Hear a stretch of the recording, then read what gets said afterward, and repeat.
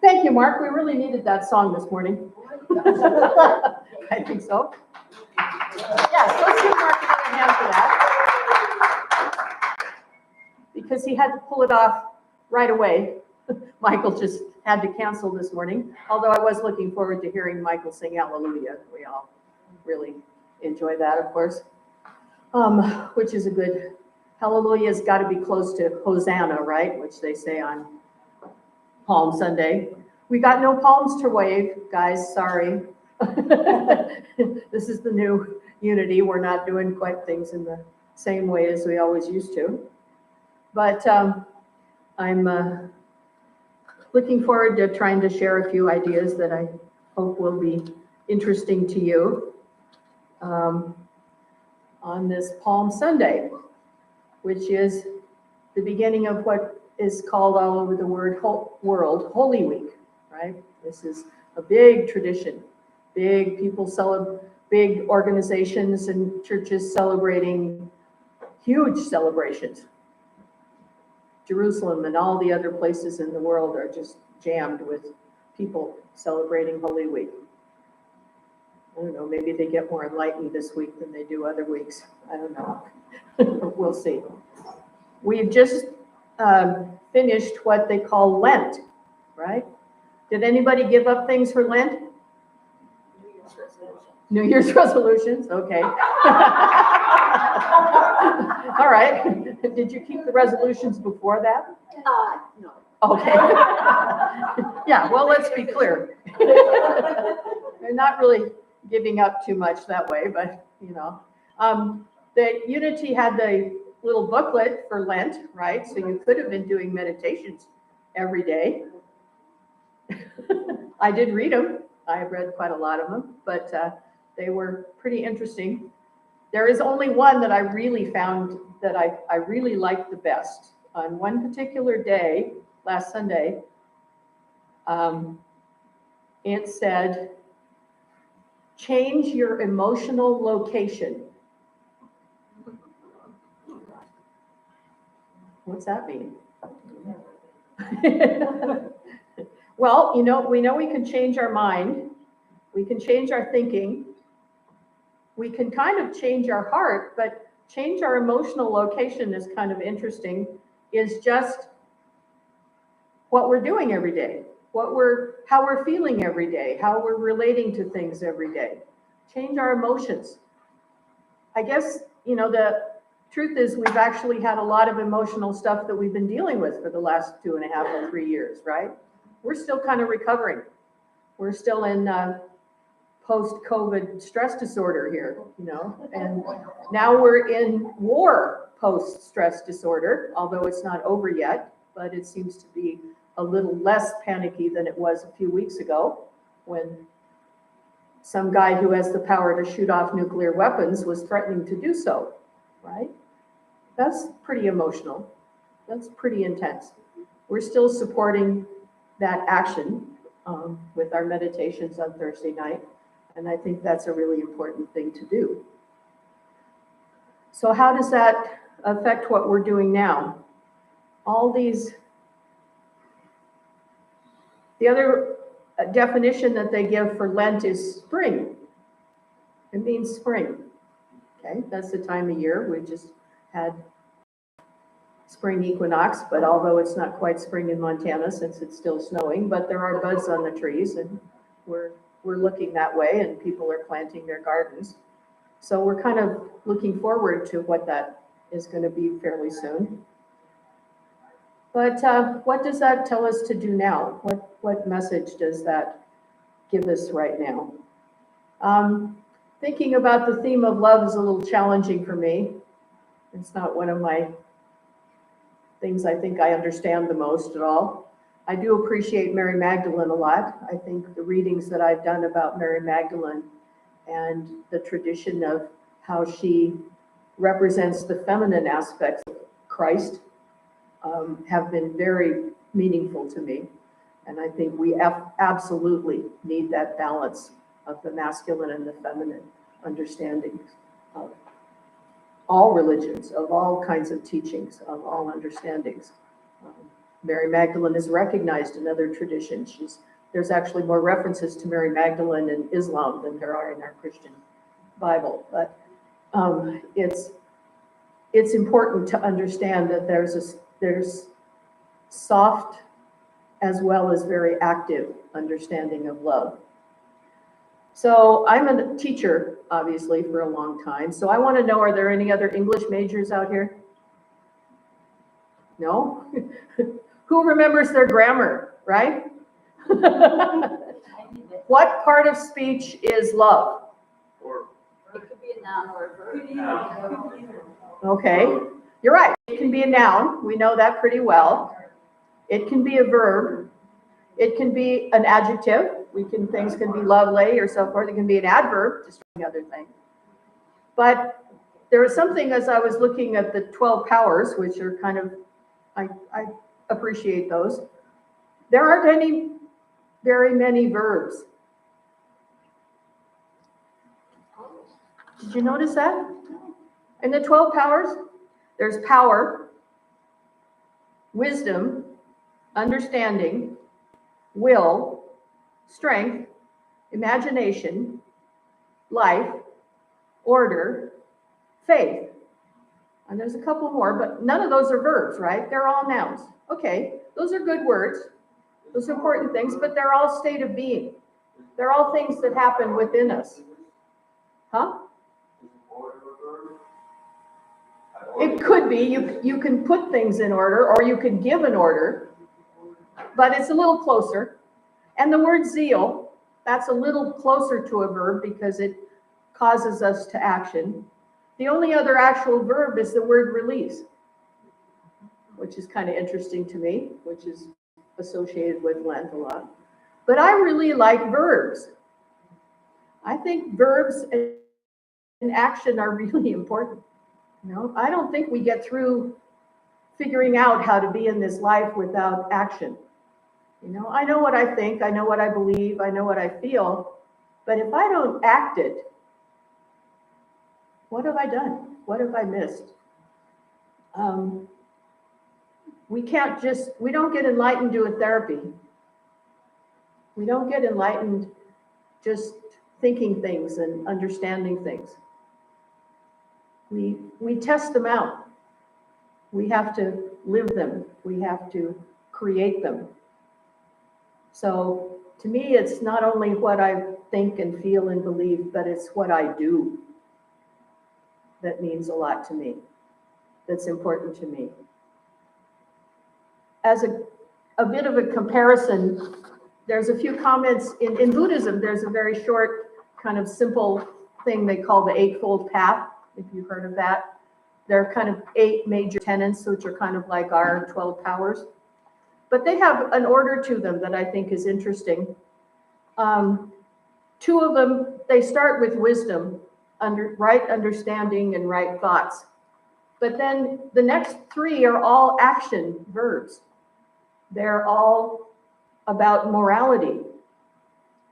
They're about right speech, right action, and right livelihood.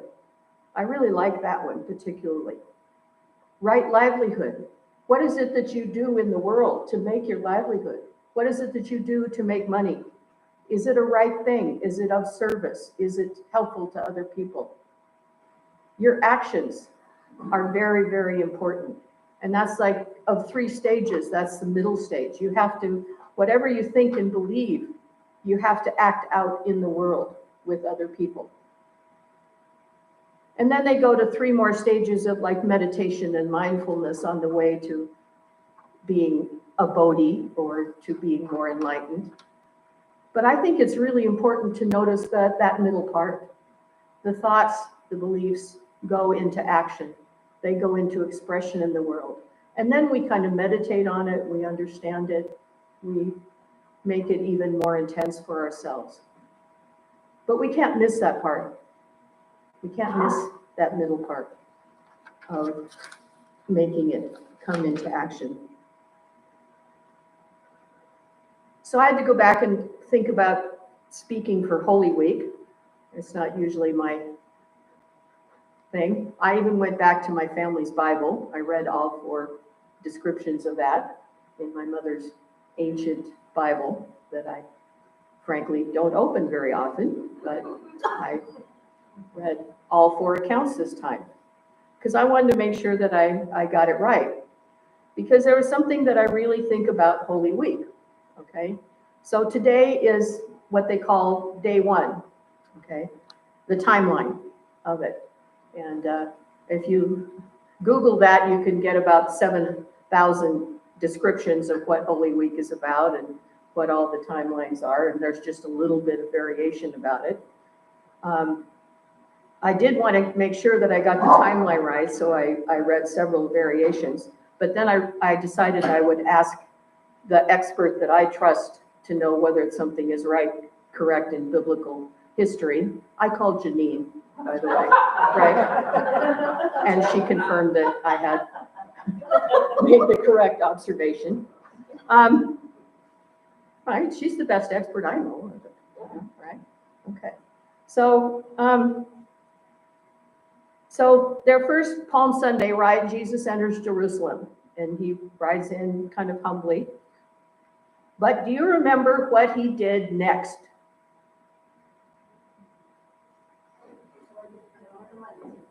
What? He went to the temple. Yeah. That's right, okay. Day 2, he went into action. He went, did he gather the people? Did he give a talk? Did he, go hang out at all these other places? Did he go talk with the elders and talk about philosophy? No. He went to the temple, he saw what was wrong, and he confronted it. Day 2, he took action before anything else. I think that's really important. He saw what was wrong. He challenged it. And what did that challenge mean? Could he get into trouble for that challenge? Oh, yeah. He challenged the elders. He challenged the teachers. He challenged the moneylenders. He challenged the priests, the rich people. Challenged the people selling. Gee, what a concept. He didn't talk about stuff. He turned the tables over, right? Or whatever. We hear this story. But somehow, in my own mind, I don't really remember it being part of Holy Week, right? We hear it talked about, Jesus challenging, but it's not really obvious. Now, the Catholic Church for years has created all sorts of rituals for Holy Week, right? We have rituals for today. We have rituals for Thursday, for Maundy Thursday, for Good Friday, and for Sunday. Big rituals, huge celebrations. Do we have one for him turning the temples over? Somehow, to me, that's really missing an important part of Holy Week, right? If we're going to remember what Holy Week is about, we have to remember how Jesus took action.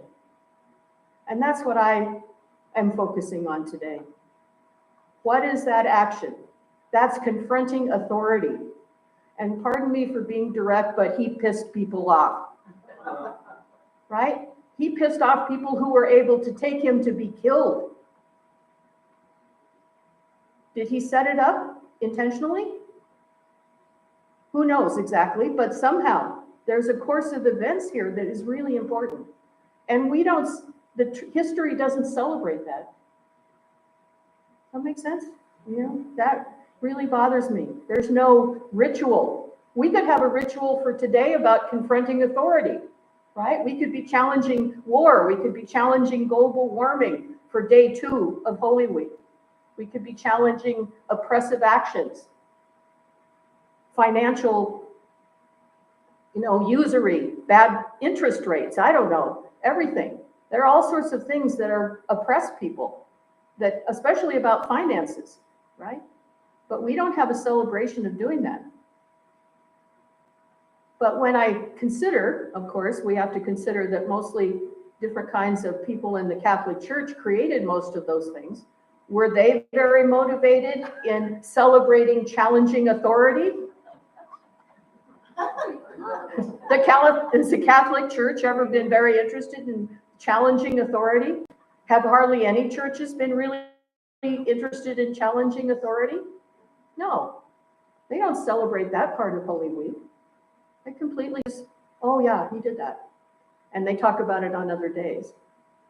I think that's really a big missing piece in understanding what this week is about. So that's my focus on it.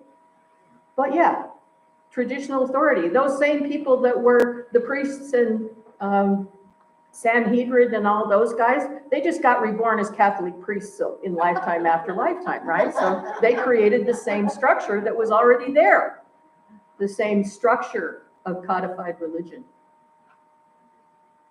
But we were missing a piece. We're missing this piece of action. No ceremonies, no special names. Jesus arrived and he went into action. Was that loving? Was he being loving by doing that? Love is an action verb. Love is an action verb. We have even phrases like tough love and all those things that have kind of come into our culture these days. That some of our actions about love have to be things like interventions and challenges and other ways to deal with it. But that was day number 2. One of the Gospels actually says he did it on day 1, but the main Gospel says he did it on day 2. Like I said, I checked that. But it's really important to know. The next day, day 3, he talked about prophecy. Day 4, he did teaching. And then we get to Thursday where he started doing all sorts of things. And there's lots of rituals about Thursday, right? All sorts of things that happened that day. He gave commandments. He gave examples. He commanded them to love one another. I looked up the word, they always call it Maundy, Thursday, right, in the Catholic tradition. Do you know what Maundy means? It means command. Those were days he gave commands for what to do. Now outside, on all those days, all the Jews were going through all their rituals of their huge ritual sacrifices. They were picking out lambs every day, perfect lambs that had no blemish, right? And they had to be absolutely perfect. And they sacrificed them each day. But all of the metaphors that we talk about Christ as being the unblemished lamb come from the fact that during that time, they were sacrificing lambs every day outside. And those lambs had to be perfect. They were picked up. And it was on Thursday that the Passover feast happened. And there's all sorts of stories about Passover and what we know about that, about the Israelites being saved, not being killed when all of the Egyptians were killed. The rituals that we get from that day, the Last Supper and communion, all have become very powerful reminiscences of that day, especially his arrest. Now there'll be services for Good Friday. I still have a hard time with the word good associated to Friday, you know. I know, we got to remember that that was a good time for us and for our healing, I guess, but not exactly on the other side. Good's kind of a word for it. And you'll hear more about that from Susan here in the next few days. But I think it's just really important to recognize there's a piece missing. We come into this world, we enter. We try to understand. Christ had been teaching all that time before. He tried to make sense to people. But then what did he do? He demonstrated.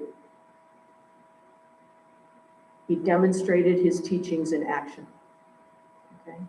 He challenged authority. He challenged what was wrong. He challenged the aspects of religion that were being misused, misappropriated. The actions of religion that were holding people in bondage, making them sacrifice, making them have money in order to have a good sacrifice, all of those things. All the connections at the temple that were codified religion. He challenged that. So the other thing that happens when I get ready to speak, somehow, there's always some seemingly odd things that I think about, odd things that happen to me. So I have to tell you a weird little story about last weekend. I was in Spokane. I was working at a fair, and I had two experiences that I don't know why they showed up in my life.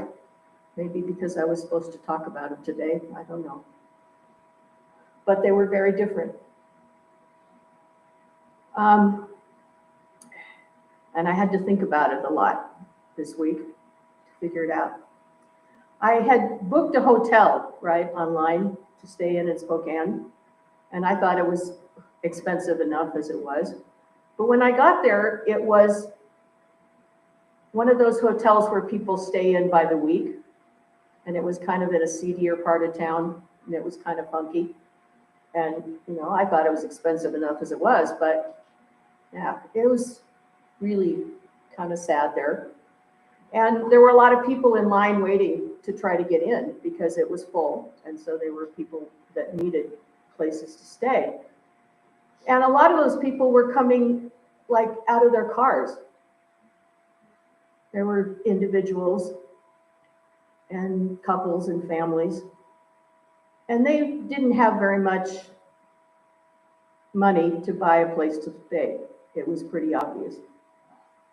So I was kind of like, oh, well, you know, a lot of people that they were there looked like they were homeless, looked like they didn't have anywhere else that they could stay. And this was one of the cheapest hotels that they could find in the city of Spokane.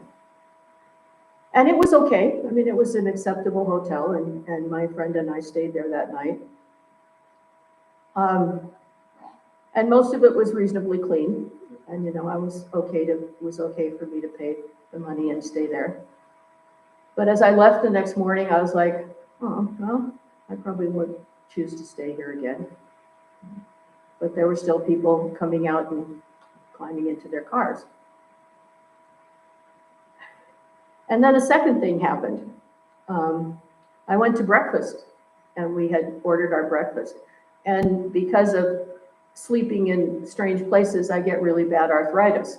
So while I was waiting for my breakfast, I walked outside and I walked around on the grass. And I was kind of trying to stretch out my arms, you know, stretch out my legs. So I was just walking back and forth. And I probably looked a little bit odd, you know. I looked like I might have just climbed out of a car or something, right? Because I was kind of all cramped up. And when I came back in the hotel, as I started to go to the bathroom, this very kindly looking couple came up and offered me a meal, asked me if I needed to have a meal. That I did, because, you know, would you like to have breakfast? Do you need to have food? And if I could say that without crying, I thanked them very kindly and said that I was fine. And I was like, okay, where did this experience come from?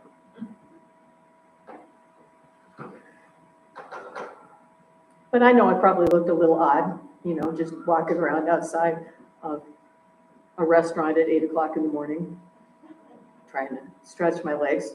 I might have looked a little mentally ill. I definitely might have looked a little homeless, like I was in my car. But these very kindly people, kind of elderly couple, offered me food, which I said, thank you very much, but I'm okay. And then I sat there and kind of had a hard time eating my own breakfast. So this week I had to think about that a lot. I had to, you know, that word reflection, when you really, something is just like, why did I do that? Why did that happen? Why did I draw that experience to me? And a couple things came from that. The most obvious is that I could choose that hotel, right? And I could have walked in and saw what it looked like, and I could have chosen to walk away and go buy something more expensive. Hardly any of the other people that were there could have chosen something else, right? That was what they did. And I even felt a little bad taking up a space because there were other people that didn't get in that night and were still maybe out sleeping in their cars.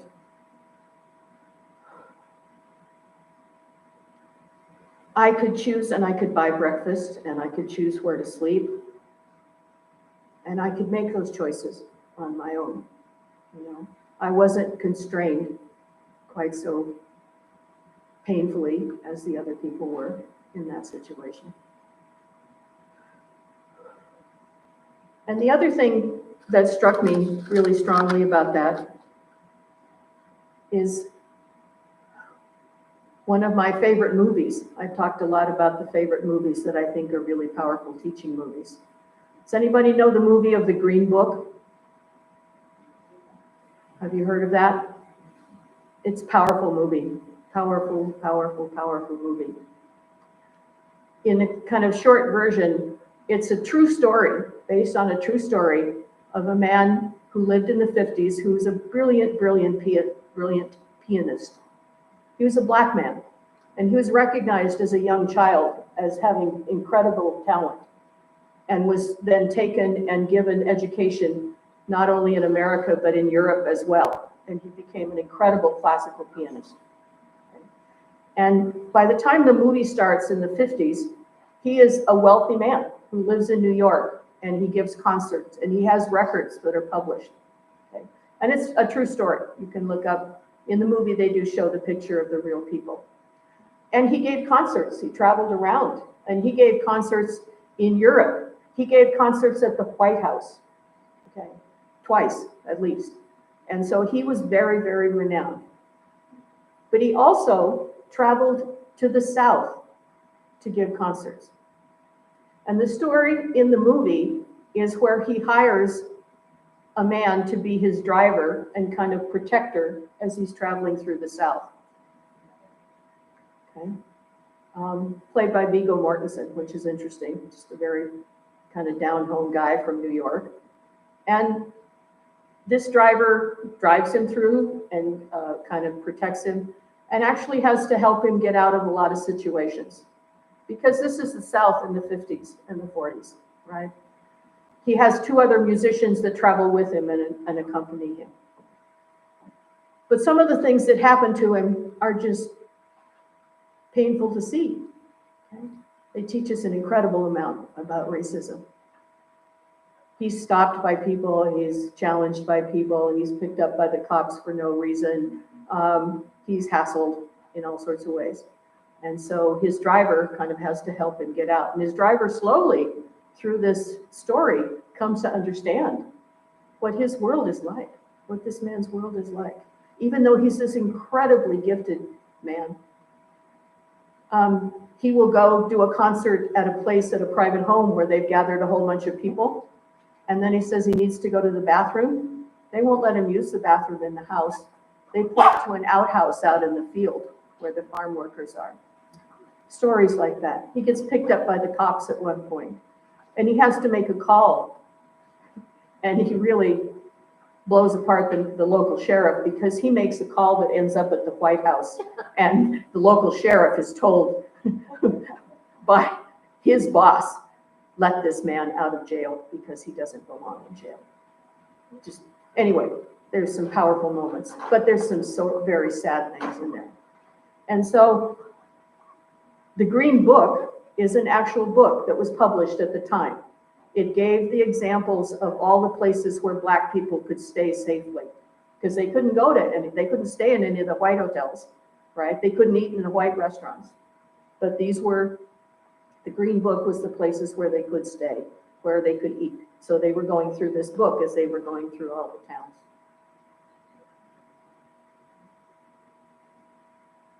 We have privilege. We have privilege to take action. Some people don't have privilege. Some people can't choose all of their actions. We have to make those choices carefully. The other thing we choose right now, we're choosing to meditate for Ukraine. There are a lot of people that are advertising and sending a lot of support and sending money. And we see on TV every day, the refugees and what's happening. And we see a lot of coverage of it. And people are, well, I can get behind this movement. This is good. I can do this. When I woke up in the middle of the night the other night and I was thinking about that, which is what I do before I speak all the time, I was like, I wonder if this would get quite as much attention if it wasn't white people fighting white people. I thought about that. We've had a lot of other wars in the last number of years, but they were mostly brown-skinned people fighting brown-skinned people. Now, I don't know. I don't need to make such a big deal about it, but we're getting tremendous amounts of attention about Ukraine because some of the people in America have relatives there, right? I don't know. It's just a thing. But I mentioned that to some other people yesterday, and they said they'd heard a similar kind of comment on NPR, that just like, we're getting so much attention of this because it's all white people. It's relatives. It's people that we have. We really do get our choices based on a lot of traditions that aren't necessarily the best. I mean, we could have taken as much action about the war in Syria, but we didn't quite get that attention here. But we get the attention now, and that's not bad. I'm not putting that down in any way. We need to do that. We need to send that support. But we need to notice our choices about the things that we pay more attention to, the things that we really do get attention. And we have to learn a little bit about subtle racism in all sorts of ways. It's important. It's to pay attention to who we are and recognize that we have that privilege, that we have choices. So again, the most important thing that I want to say is that we have the ability to choose, and we can choose action. We need to not let action. Jesus chose to act. He chose to act even when it was not in his best interest. Obviously, he had a destiny there, or he had what God had told him to do, but he still chose to make it happen. He chose to challenge. He chose to make an example. He chose to make a statement in behavior, not just in words, not just in teachings. He made an action statement of challenging his authority. We can choose actions. There's a lot of actions that aren't just, there's a lot of verbs that have anything to do negative or angry, We have words like teach and heal, love, obviously an action word. We have things like travel and speak and volunteer. We can support this, we cannot support this. We can challenge this, we cannot challenge this. We can grow vegetables, we can do all sorts of things. We can buy this product, we cannot buy this product. All of those are choices. Those are all actions that we take. The more actions that we take, the more we display what we believe. We put our thoughts and our beliefs into action. I would like to close now with kind of a meditation here, and I'm going to ask Jeff to play some music for it, if he would. And very slowly, I'm going to read the Aramaic version of the Lord's Prayer. I've done that before, but I think it's still really important. And there's one line in it that I really want to emphasize, which is, detach the karma that binds us from our true purpose. Detach the thing, let go. It's about releasing. Release the things that keep us from living our true purpose. And to me, that's like detach the things that keep us from action. Because our true purpose is some kind of action in the world, right? What we are supposed to do, what we are capable of doing. So maybe after I read the prayer, Jeff can play, and there can be a little bit of just time with a little music. Maybe there's some things that you can think of that are keeping you from acting, keeping you from acting what you need to do, what you might be able to do, what you might be able to contribute, what kind of action you might need to take that would be helpful. Because that's your purpose. Finding our purpose in this world is a really powerful part of our spiritual tradition. Jesus pulled out his purpose. He fulfilled, in all sorts of ways, his purpose. That's our way shower, right? What is your purpose? Okay? This is a translation from the Aramaic. O thou, from whom the breath of life comes, who fills all realms of sound, light, and vibration. May your light be expressed in my utmost holiest. Your heavenly domain approaches. Let your will come true in the universe just as on earth. Give us wisdom for our daily need. Detach the fetters, the karma that bind us, like we let go of the guilt of others. Let us not be lost in superficial things, but let us be freed from that which keeps us off from our true purpose.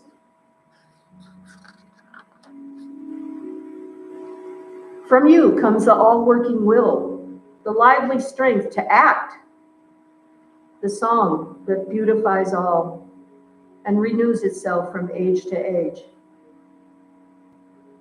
The strength to act, the strength to act, the strength to act. Sealed in truth, in trust, and in faith.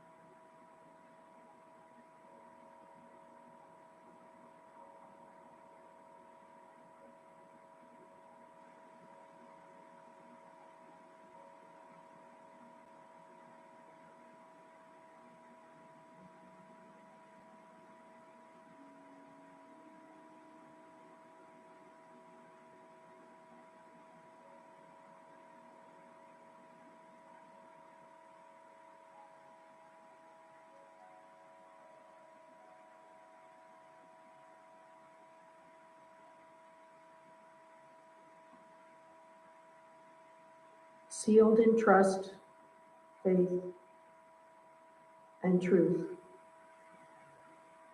Amen.